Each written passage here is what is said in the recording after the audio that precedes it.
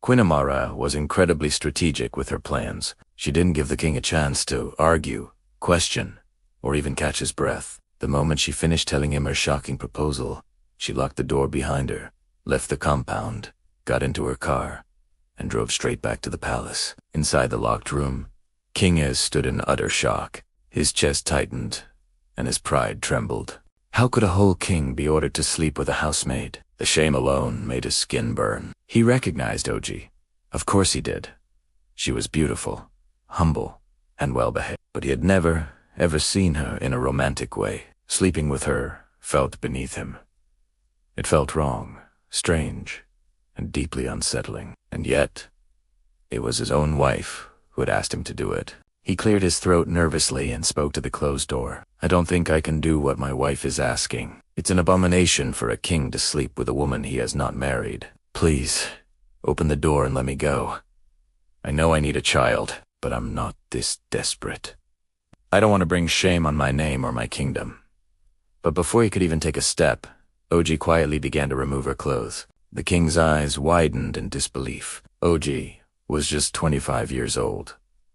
Fresh, soft, and as beautiful as a newly baked loaf of bread. It would take a miracle for any man to look at her and feel nothing, and King Ez was no miracle. Oji stepped closer, confidence dripping from her smile as she spoke. My king, look eti me. If you can look at me and honestly say you don't want to enjoy these fresh tomatoes, I will open the door for you. But when the king looked at her, his mouth refused to open. His body began to tremble. He swayed like banana leaves in a heavy wind. Wante her. He wanted her more than he wanted to breathe. He finally whispered, who am I to say no when someone is putting sugar right into my mouth? Lock the door properly. Oji rushed to lock it. Then she sat beside him on the bed, her voice as sweet as palm wine. Your wife means well, my king. She wants to give you a child through me. Once she pays me my 15 million naira, I'll disappear from your lives. I'll get pregnant, give you a son, and nobody will ever know the truth. And until then, I'll be right here, waiting for you every single night. The king swallowed hard, his resistance completely gone. I cannot say no to this beautiful tomato. You're too beautiful. I'll do what my wife said. He removed his clothes, and that night, he fully enjoyed the food that was served to him.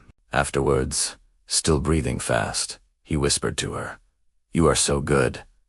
I'll be coming here every evening. You're better than my wife. You're younger and stronger. Oji just smiled. I told you it is enjoyable, and I will give you a child. But as soon as the sun rose the next day, Oja's mind had changed completely. 15 million naira. That was now far too small. This was her golden chance to change her destiny forever. She thought to herself, I'll use my beauty to charm the king. He will never return to the queen. He wants a second wife. It will be me. Once I give him a child, Queen Amara is completely finished.